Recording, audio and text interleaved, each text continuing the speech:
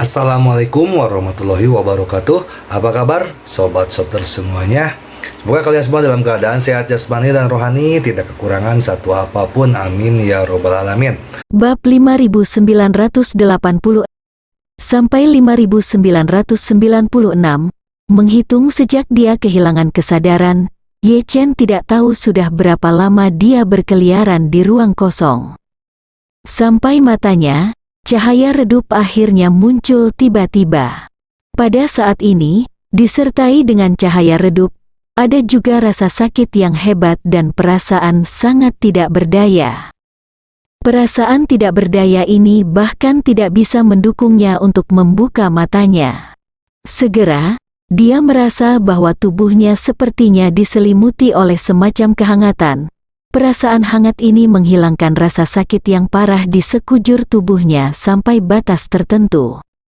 Segera setelah itu, dia menemukan bahwa perasaan hangat mendorongnya untuk melayang ke atas. Kemudian, dia mendengar suara yang dikenalnya berseru, "Kakak Ye Chen." Panggilan ini secara bertahap memulihkan penglihatan Ye Chen. Ketika lelaki lemah itu membuka matanya dan melihat orang di depannya dengan jelas, dia tercengang. Karena dia tiba-tiba menemukan bahwa gadis cantik di depannya berendam di kolam air panas, hanya menunjukkan sentuhan bahu yang harum, ternyata adalah Lin Waner yang misterius. Ye Chen terkejut, saya merasa seolah-olah saya sedang memimpikannya mimpi yang tak terbayangkan dan tidak logis. Dan saya tidak tahu apakah saya hidup atau mati. Lin Waner melihat tatapan ketakutan Ye Chen, tersenyum manis, dan berkata dengan lembut, "Kakak Ye Chen, Waner tidak takut. Apa yang kamu takutkan?" Ye Chen menatapnya. Dengan senyum tipis, "Aku dibawa terkejut. Saya hanya merasa bahwa rasa sakit yang parah di sekujur tubuh saya hilang dalam sekejap." Selain itu, jauh di lubuk hatinya, dia juga memiliki ilusi yang tidak dapat dijelaskan bahwa tahun-tahun itu sepi. Dia tidak bisa menahan diri untuk bergumam, "Sial, aku mungkin sudah mati. Tapi jika aku mati, aku akan mati. Kenapa aku melihat Lin Waner? Dia seharusnya tidak mati juga, kan? Tidak masuk akal." Aku dengan jelas mengatakan padanya untuk jujur. Benar-benar tetap di sekolah. Apakah ini hanya halusinasi setelah kematian? Setelah mengatakan ini, kelopak mata Ye Chen menjadi masam, dan dia tidak bisa menahan untuk menutup matanya lagi. Segera setelah itu, Ye Chen merasa linglung, sepasang tangan halus memeluk dan menopangnya dari ketiaknya dengan paksa. Kemudian, tubuh lawan juga menempel erat pada tubuhnya. Dia bahkan bisa merasakan bahwa dua tempat montok lembut di depan pihak lain sekarang menempel di dadanya. Namun saat ini, pihak lain masih berusaha sekuat tenaga untuk mengangkatnya dari kehangatan. Pada saat dia hampir terangkat dari air, Ye Chen membuka matanya lagi. Melihat bahwa wanita di sebelahnya masih Lin Waner, Ye Chen yang bingung tidak dapat menahan diri untuk tidak bergumam, "Apa yang terjadi?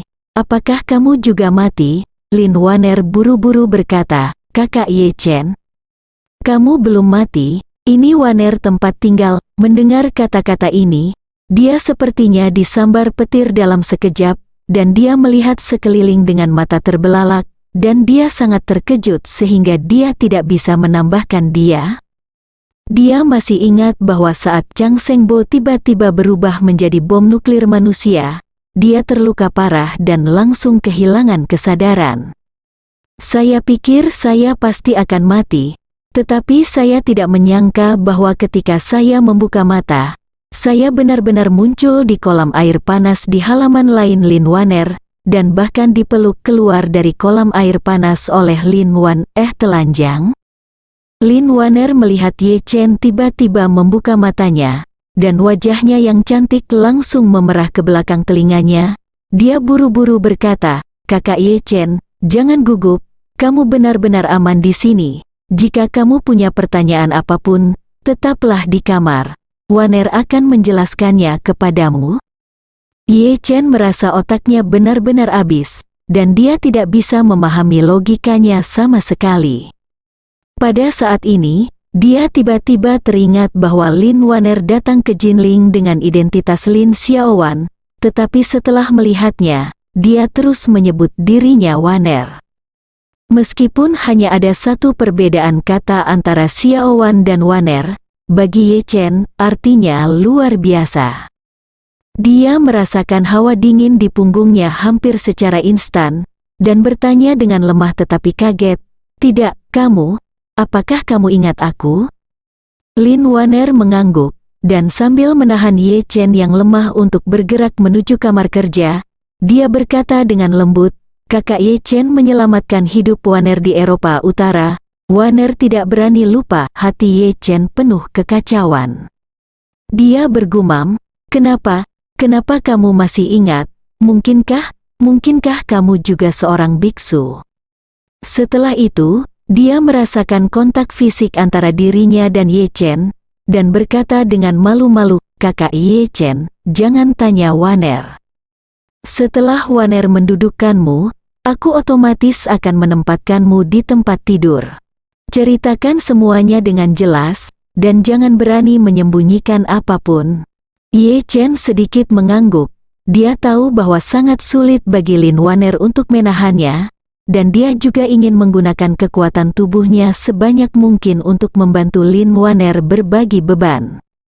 Namun, selain bisa membuka mata dan berbicara, seluruh tubuhnya hampir lumpuh, tidak bisa berbuat apa-apa. Tapi yang membuat Ye Chen merasa beruntung adalah meskipun tubuhnya tidak bisa bergerak sedikit pun, dia masih merasakan sakit. Merasa sakit berarti Anda bukan lumpuh. Lin Waner yang kurus membutuhkan waktu setengah jam untuk membawa Ye Chen kembali ke kamar sedikit demi sedikit, dan membawa Ye Chen ke kamar tidur di lantai 2 dengan susah payah, dan dengan hati-hati meletakkannya di tempat tidur kamar kerja. Selama seluruh proses, keduanya tidak mengenakan pakaian apapun, dan tubuh mereka selalu berpelukan erat. Lin Waner merasa malu pada awalnya, tetapi segera, dia tidak lagi menganggapnya serius, dan hanya memeluk Ye Chen dengan sepenuh hati, menggerakkan tubuhnya yang terluka sedikit demi sedikit. Saat Ye Chen berbaring, dia tidak sengaja melihat pipi merah cerah Lin Waner, keringat halus di dahinya, dan tubuhnya yang sempurna tanpa penutup. Mengetahui bahwa tidak ada kejahatan yang terlihat, dia segera menutup matanya. Melihat ini, Lin Waner merasa lebih malu. Tetapi dia hanya bisa berpura-pura tidak tahu. Dia menutupi Ye Chen dengan selimut tipisnya, dan meletakkan 2 bantal di belakangnya sehingga dia bisa bersandar di kepala tempat tidur. Selama seluruh proses ini, Ye Chen tidak membuka matanya lagi, yang membuat Lin Waner merasa hangat di hatinya. Setelah Ye Chen duduk, dia membungkus jubah katun dan linen dari gantungan di samping tempat tidur, membungkus tubuhnya yang anggun. Setelah itu, dia dengan cepat kembali ke tempat tidur. Dia duduk di lantai di samping tempat tidur, menatap Ye Chen dan bertanya, "Kakak Ye Chen, bagaimana perasaanmu sekarang?" Suara itu.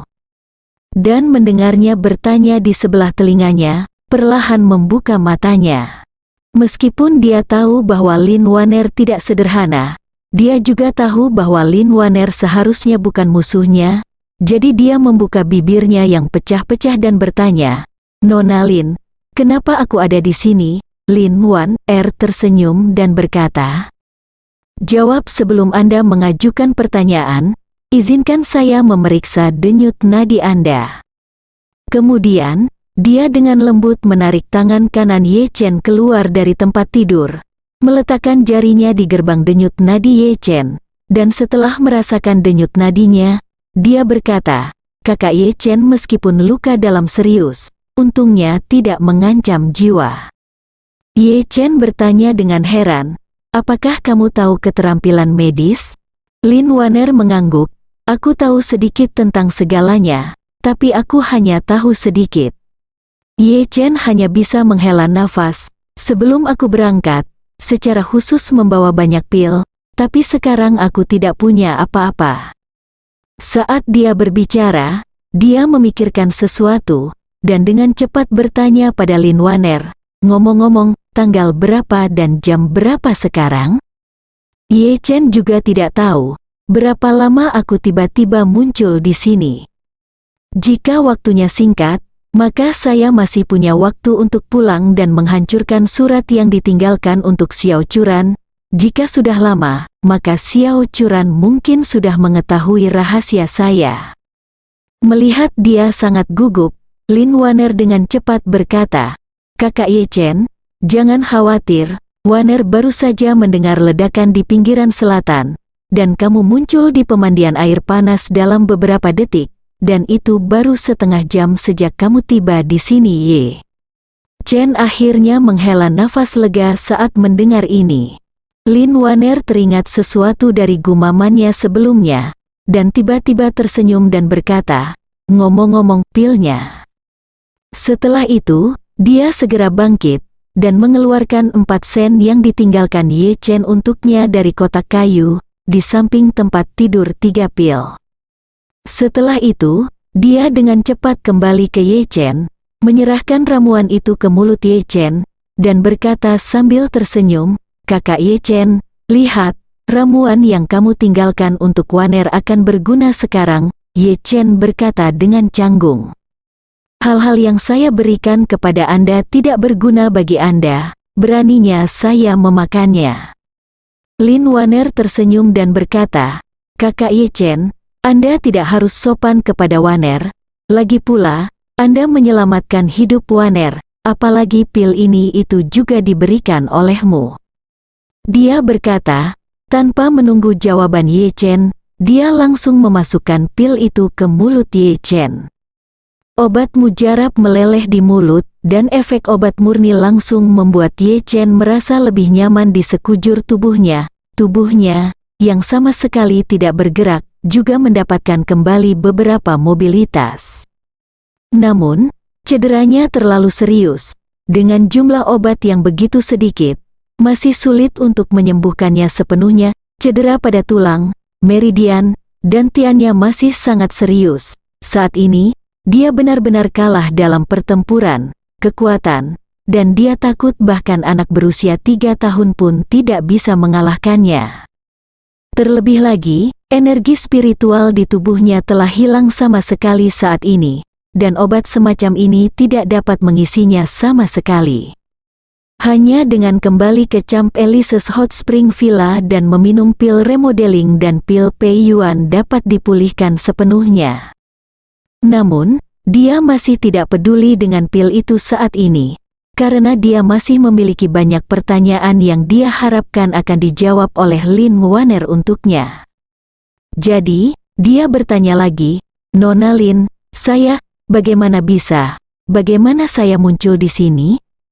Lin Waner tersenyum sedikit, menunjuk ke cincin di jari tengahnya, dan berkata dengan lembut, "Kakak Ye Chen muncul di sini karena kamu memakai cincin yang diberikan Waner kepadamu." Ye Chen meliriknya. Dia mengerutkan kening dan bertanya, "Tapi apa hubungannya dengan ini?" Lin Waner tersenyum dan berkata, "Tentu saja ada hubungannya dengan itu, karena dialah yang mengirimmu untuk menemui Waner." Mendengar apa yang Lin Waner berkata, Ye Chen ngeri. Dia bergumam tanpa sadar, "Sebuah cincin belaka dapat mengirimku orang yang hidup ke sini, bagaimana ini mungkin?" Lin Waner terkekeh, dan berkata dengan serius, "Kakak Ye Chen, cincin ini bisa sederhana seperti mengirimmu ke sini. Meskipun Waner tidak tahu apa yang baru saja kamu alami, tetapi Waner dapat yakin bahwa itu menyelamatkan hidupmu." Ye Chen kembali ke akal sehatnya dan berkata, "Kamu benar. Dengan kekuatanku, tidak mungkin bagiku untuk melarikan diri secara kebetulan, dan aku masih bisa muncul di sini hidup-hidup semua berkat cincin ini." Lin Waner sedikit mengangguk, dan berkata sambil tersenyum, "Cincin ini memiliki kemampuan yang sangat kuat adalah dapat mengirim Anda ke orang yang paling ingin Anda temui di saat paling berbahaya. Tidak peduli seberapa jauh Anda darinya, selama Anda memikirkannya di dalam hati, cincin itu akan membiarkannya Anda segera dan keluar dari udara muncul di depannya. Mendengar kata-kata Lin Waner, Ye Chen mengerutkan kening tanpa sadar dan bertanya, "Bagaimana ini mungkin? Kamu pasti berbohong padaku. Bagaimana?" "Mungkin," Lin Waner berkata dengan tegas. "Itu benar sekali, Wan, dia bisa bersumpah demi hidupnya." Ye Chen menggelengkan kepalanya, dan berkata dengan sangat serius dan terus terang, "Biarkan aku percaya apa yang kamu katakan.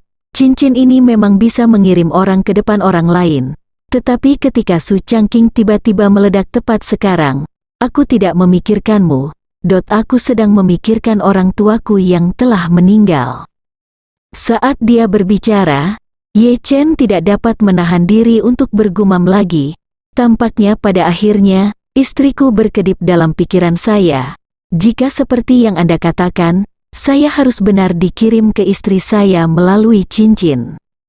Lin Waner mengerutkan bibirnya, dan berkata dengan sedikit kesedihan, "Kakak Ye Chen, Wan Er tidak berbohong padamu. Waner secara alami tahu bahwa kamu tidak akan memikirkan Waner ketika kamu sekarat. Hanya saja cincin ini diwariskan kepada Waner oleh ayah Waner. Sebelumnya dia meninggal, karena dia paling ingin melihat Waner. Jadi cincin itu mengirimnya ke Waner." Ye Chen tercengang ketika mendengar itu. Di luar dugaan, cincin ini ternyata memiliki efek magis yang luar biasa. Pada saat ini, Lin Waner berhenti sejenak, dan melanjutkan, "Ayah menitipkan cincin ini kepada Waner, dan kemudian, Waner memberikan cincin ini kepada saudara Ye Chen di Eropa Utara. Lalu, Lin Waner mengubah topik, dan berkata, namun, meskipun Waner memberikannya kepada saudara Ye Chen, sebenarnya cincin ini telah mengenali ayah Waner sebagai cincin utama. Jadi ketika saudara Ye Chen dalam bahaya hari ini, itu merasakan rasa sakit yang kamu temui, berbahaya. Aku juga ingat bahwa ayah Waner paling ingin melihat Waner sebelum dia meninggal. Jadi dia mengirimmu ke Waner seperti dia mengirim ayahnya terakhir kali. Kaget dan terdiam untuk waktu yang lama. Ayo, setelah sekian lama, dia bertanya tanpa alasan. Seperti yang Anda katakan, cincin ini hanyalah senjata ajaib yang dapat menyelamatkan orang dari kematian. Mengapa Anda memberikannya kepada saya untuk hal yang begitu berharga? Aku? Lin Waner menertawakan dirinya sendiri dan berkata, cincin itu bukan mesin gerak abadi. Dibutuhkan banyak energi spiritual untuk mengirim orang hidup ribuan mil atau bahkan ribuan mil jauhnya dalam sekejap. Saya tidak punya energi spiritual, jadi memakainya tidak ada gunanya. Saat dia berbicara, dia melihat Ye Chen lagi. Dia bertanya, kakak Ye Chen pasti telah menuangkan banyak aura ke dalam cincin ini kan? Dia menghela nafas. Ternyata itu menyedot energi spiritual saya sehingga suatu hari bisa menyelamatkan saya dari api dan air. Ye Chen tiba-tiba memikirkan sesuatu, dan bertanya dengan cepat, tapi bukankah kamu berpartisipasi dalam pelatihan militer di Universitas Jinling? Bilang, jangan tinggalkan sekolah hari ini, kenapa kamu di sini lagi? Lin Waner menjawab, 2 hari yang lalu, tiba-tiba ada badai petir di pinggiran kota. Saya melihat ada yang tidak beres, dan saya menghitung bahwa saudara Ye Chen akan dikutuk, jadi saya bergegas ke saya kembali dari cuti. Saya tidak pergi kemanapun selama 2 hari terakhir, dan saya tidak membiarkan siapapun memasuki halaman. Saya takut Anda akan muncul kapan saja. Jika Anda tiba-tiba muncul seperti hari ini ketika saya sedang tidur di asrama bersama Claudia, bagaimana Anda menjelaskannya padanya? Apakah mungkin untuk menghapus ingatannya lagi? Ketika Ye Chen berpikir bahwa dia mungkin tampil telanjang di asrama wanita Universitas Jinling, dia tiba-tiba merasa tidak nyaman, jadi dia hanya bisa tertawa sebentar. Terima kasih dengan suara rendah. Ternyata MS Lin sudah menghitung bahwa saya akan mengalami bencana, dan saya mungkin dikirim untuk melihat Anda dengan cincin ini, Jadi dia kembali lebih awal dan menunggu Anda. Terima kasih banyak. Hanya saja Waner telah menghitung semuanya, tidak pernah menghitung bahwa saudara laki-laki Ye Chen akan muncul ketika Waner sedang mandi. Ye Chen tidak bisa menahan perasaan sedikit malu ketika dia mengingatnya sekarang. Segera, dia hanya bisa mengubah topik dan bertanya dengan curiga, "Ngomong-ngomong, kamu tidak memiliki aura? Mengapa aku tidak menghapus ingatanmu di Eropa Utara hari itu?" Lin Waner menghela nafas pelan. "Hei." Itu cerita yang panjang. Setelah itu, dia melihat bibir Ye Chen pecah-pecah dan dia tidak bisa menahan diri untuk menelan. Jadi dia dengan cepat bertanya, "Kakak Ye Chen pasti haus, kan?" Ye Chen sedikit mengangguk. Lin Waner terkikik dan berkata, kebetulan Waner masih memiliki potongan terakhir kue teh puer yang tersisa, dan dia enggan untuk meminumnya. Dia hanya menunggu hari ketika dia bisa memasak itu sendiri untuk dicicipi oleh saudara Ye Chen. "Saudara Ye Chen, tunggu sebentar," Ye Chen berkata. Dengan tergesa-gesa, "Nona Lin, jangan repot-repot, tuangkan saja segelas air untukku." Lin Waner berdiri dan berkata tanpa melihat kembali, "Sepotong kue teh yang disimpan Waner adalah kue teh puer terbaik di dunia. Jika saudara Chen tidak mencobanya, dia pasti akan menyesalinya di masa depan." Setelah berbicara, Lin Wan berkata, "Selain itu, Waner akan mulai berbicara tentang segala sesuatu yang ingin tahu tentang brother Ye Chen dari sepotong kue teh itu." Setelah selesai berbicara, dia tanpa menunggu Ye Chen menjawab, dia buru-buru pergi untuk mengambil set lengkapnya, set teh, serta sepotong kue teh puer yang selalu dia hargai. Kembali ke depan tempat tidur, Lin Waner dengan hati-hati menyalakan arang yang terbuat dari buah zaitun di tungku tembaga, dan kemudian memanfaatkan jeda air mendidih untuk membongkar kue teh puer tua, dan membuka sepotong dengan pisau teh puer yang lembut. Saat daun teh baru saja dibongkar, Ye Chen mencium aroma teh spesial yang belum pernah dia alami sebelumnya. Aroma teh jenis ini sangat kaya dan lembut, dan setelah lama difermentasi dan disimpan, aroma kue tehnya sendiri juga memiliki suasana yang sederhana dan tidak canggih yang sulit digambarkan dengan kata-kata, yang membuat orang merasa segar kembali. Ye Chen menyaksikan ayahnya minum teh sejak dia masih kecil, dan kadang-kadang dia bisa minum 1,5 cangkir bersamanya, jadi dia cukup berpengetahuan tentang teh. Tetapi dia belum pernah melihat teh yang begitu istimewa. Katakan bahwa di daerah ini di depan kue teh puer, semua teh puer hilang cahayanya. Lin Waner dengan elegan merebus air untuk membuat teh. Setelah daun teh masuk ke dalam air, mereka dengan cepat menyebar saat menghadapi suhu tinggi, dan aroma teh yang lebih kuat segera masuk ke lubang hidung, yang membuat Ye Chen merasa bahwa pikirannya dibangunkan oleh aroma teh. Segera, Lin Waner menuangkan teh yang diseduh ke dalam cangkir jianzan kecil, lalu menyerahkan sup teh bening itu kepada Ye Chen, dan berkata sambil tersenyum, "Kakak Ye Chen, cobalah." Ye Chen mengambil cangkir itu dan meletakkannya. Di mengendusnya dengan lembut di bawah hidungku, dan menyesap lagi. Sup tehnya terasa sangat kaya dan manis, dan kombinasi sempurna antara bau dan rasa membuat mata Ye Chen melebar karena terkejut. Dia tidak bisa menahan nafas.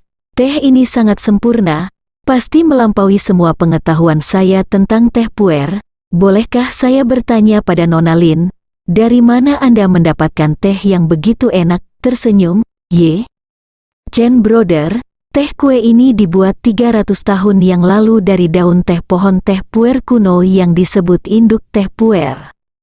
Ini adalah tanaman induk dari semua teh puer, dan semua teh puer di dunia mereka semua dibiakkan darinya, dan mereka adalah penanam teh paling awal yang terus-menerus mematahkan cabangnya dan membawanya ke berbagai tempat untuk dibudidayakan kembali dan ditanam, sehingga teh puer itu kemudian dijual di seluruh negeri. Muncul. Ye Chen berseru, "Apakah teh ini benar-benar berusia 300 tahun? Lin Waner mengangguk. Benar sekali, tetapi pohon ini disambar petir 300 tahun yang lalu dan berubah menjadi arang. Apa yang saudara Ye Chen minum sekarang adalah kue teh terakhir yang diproduksi tahun lalu. Setelah meminum kue dan teh, dunia tidak akan lagi memiliki rasa ini. Ye Chen bertanya dengan rasa ingin tahu, apakah penjual teh menceritakan kisah ini? Tidak. Lin Waner menggelengkan kepalanya dengan ringan, berbalik dan mengambilnya. Sebuah paket kecil, dibuka dengan hati-hati. Di dalamnya, ada sepotong kayu sambaran petir dengan sejarah panjang. Lin Waner mengeluarkan kayu sambaran petir dan berkata pelan, segala sesuatu yang hidup untuk waktu yang lama memiliki malapetaka. Orang yang mempraktikkan Taoisme tidak terkecuali, dan pohon ini tidak terkecuali. Pohon ini telah hidup selama puluhan ribu tahun dan membiakkan tanaman teh yang tak terhitung jumlahnya. Tetapi itu juga memiliki malapetaka sendiri untuk diatasi, dan seperti inilah kelihatannya setelah gagal. Ye Chen bertanya dengan curiga, mengapa kamu tahu dengan sangat jelas? Lin Waner melirik Ye Chen, lalu melihat ke bawah kepotongan di tangannya. Petir menghantam kayu, ekspresinya tampak berjuang.